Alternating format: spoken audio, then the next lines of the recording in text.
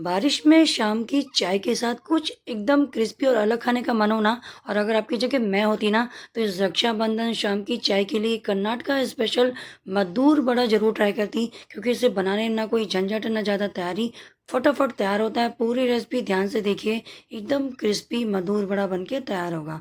इसको ऑथेंटिक तरीके से बनाने का मैंने पूरा ट्राई किया है, जिसके लिए 1 कटोरी मैंने मैदा लिया है, उसका आधा मैंने चावल का आटा लिया है।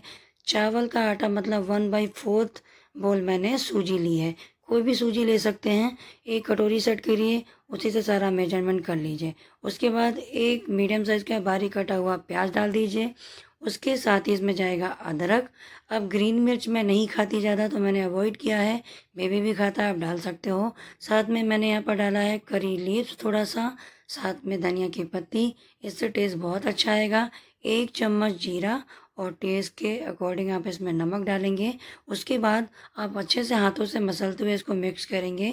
इससे क्या होगा कि प्याज का जो मॉइस्चर है, उसके वजह से थोड़ा सा मैदे में मिक्स हो जाएगा। बाकी हम इसको एक्स्ट्रा क्रिस्पी बनाने के लिए 1 से 1.5 चम्मच अच्छा सा बॉईल किया हुआ बढ़िया सा ये डाल देंगे।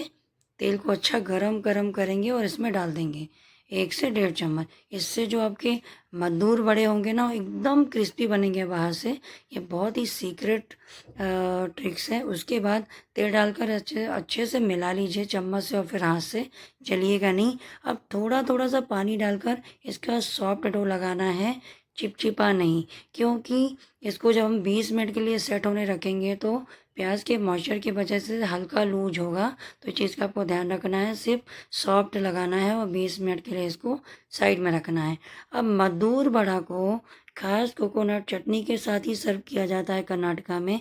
बट आज मैं मेरी घर की स्पेशल और बहुत ही सिंपल चटनी के साथ सर्व करूँगी।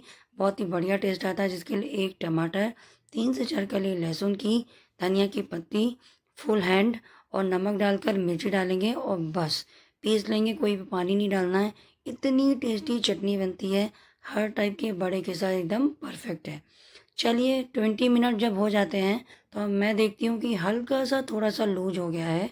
तो ये देखिए, इसलिए ना ये बहुत इम्पोर्टेंट ट्रिक है कि आपको बड़ा का जो डो लगाना है, वो सॉफ्ट लगाना है, बहुत ज़्यादा चिपचिपा और गीला नहीं।